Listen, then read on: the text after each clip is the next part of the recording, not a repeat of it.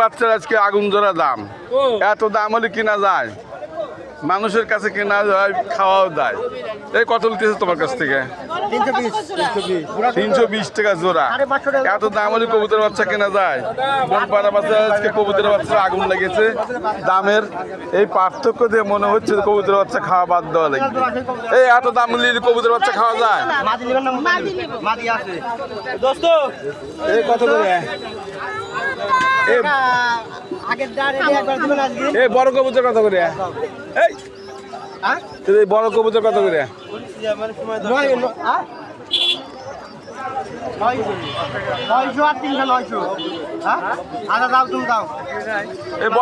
এই বড় কবুতর কত করে?